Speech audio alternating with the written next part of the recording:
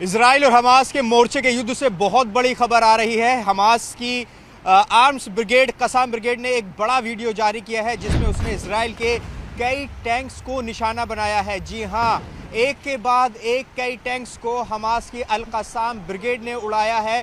Video में आप साफ तौर पर देख सकते हैं कि किस तरीके से गाजा पट्टी के भीतर हमास के लड़ाके इजराइल के टैंक्स को चुन चुन कर निशाना बना रहे हैं और बाकायदा एंटी टैंक मिसाइल से उनको उड़ाया जा रहा है।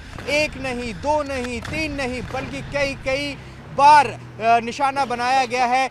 और एक आध वीडियो तो ऐसी है कि बाकायदा जो लड़ाके हैं हमास के वहां पर जाकर टैंक के पास जो एंटी टैंक हथियार है उसको रखकर उसको उड़ा देते हैं। तो ये चुनौती इजराइल की सेना को मिल रही है गाजा पट्टी पर। गाजा पट्टी पर एक बहुत बड़े हिस्से पर कब्जा करने का दावा करने वाली इजराइल की सेना लगातार आगे बढ़ रही है, लेकिन जिस तरह से स्थिति बन रही है वहां पर गाजा में हमास की जो ब्रिगेड है वो बड़ी चुनौती दे रही है। देखिए, हमास के सामने, इजराइल के सामने वहाँ पर हमास है, इस्लामिक जिहाद की अल कुद्स ब्रिगेड है। तो ये दो बड़ी लड़ाके हैं, दो बड़े संगठनों के जो वहाँ पर बड़ी चुनौती दे रहे हैं। देखिए, अगर आंकड़ों की बात करें तो ग्राउंड इन्वेजन के दौरान इजराइल के अब तक 66 सैनिक मारे जा चुके हैं। आप संख्या समझिए कि किस तरीके से इजराइल के जो सैनिक हैं वो गाजा पट्टी के अंदर मारे जा रहे हैं। वहीं इजराइल भी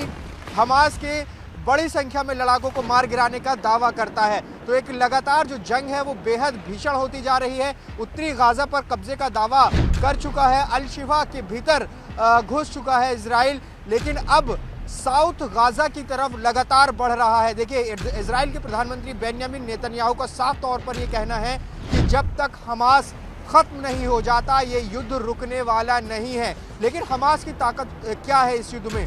कई बड़ी ताकत उसकी सामने आ रही है। एक ये कि वो गुरिल्ला वॉर में माहिर माना जाता है, जैसा कि आप इस वीडियो में भी देख सकते हैं कि किस तरीके से आखिर छुपकर वॉर कर रहे हैं हमास के लड़ाके और बाकायदा जो गाजा के गलियों में, गाजा की सड़कों पर टैंक्स घूम रहे हैं इजराइल के, उनको निशाना बना रहे हैं। दूसरी बड़ी बात, जो युद्ध में हमास शुरू से ही इजराइल पर दबाव बनाने की कोशिश कर रहा है वो है बंधकों की रिहाई का मामला। अभी भी करीब 240 के करीब बंधक जो हैं इजराइल के वो हमास के कब्जे में हैं। लगातार बीच बीच में अलग डील सामने आई, लेकिन अभी तक भी किसी बंधक की रिहाई नहीं हुई है। बार बार ये कहा जा रहा है कि जब तक सीज फायर नहीं होगा बंधकों की रिहाई नहीं होगी। वहीं प्रधानमंत्री बेंजामिन नेतन्याहू भी इस मामले में झुकने के लिए तैयार नहीं है।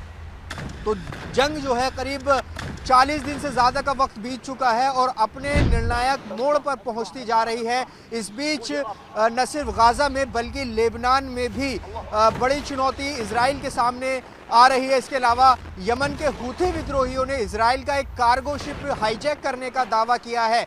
तो ये कई ऐसे मोर्चे हैं जो इजराइल के खिलाफ इस पूरी जंग में अब तक खुल चुके हैं, लेकिन इजराइल अभी भी इस जंग में शामिल है। वो पूरी जंग को जीता नहीं है, जीतने की घोषणा नहीं की है, लेकिन इसके बावजूद जंग लगातार जारी है। हमास जहां एक तरफ चुनौती बना हुआ है तो वहीं हिजबुल्लाह भी लेबनान में ताबड़तोड़ हमले कर रहा है। न्यूज़ 18 इंडिया लगातार लेबनान से आपको हिजबुल्लाह और इजराइल की जो वॉर है वो दिखा रही है। लगातार की जो स्थिति है इस युद्ध की बदलती जा रही है। कई मोर्चे इजराइल के सामने खड़े हो गए हैं। तो ये तस्वीर हम आपको दिखा रहे हैं किस तरीके से हमास ने कि अल कसाम ब्रिगेड ने ये जारी की है और किस तरीके से इजराइल के सैनिकों को निशाना बनाया है और बड़ी संख्या में हताहत होने का दावा किया है। तो ये युद्ध बढ़ता ही जा रहा है जिसने पूरे पश्चिमी एशिया को हिलाकर रख दिया है। पश्चिमी एशिया का ही नहीं बल्कि पूरी दुनिया का इस वक्त सबसे बड़ा मुद्दा इजराइल हमास का युद्ध बना हुआ है।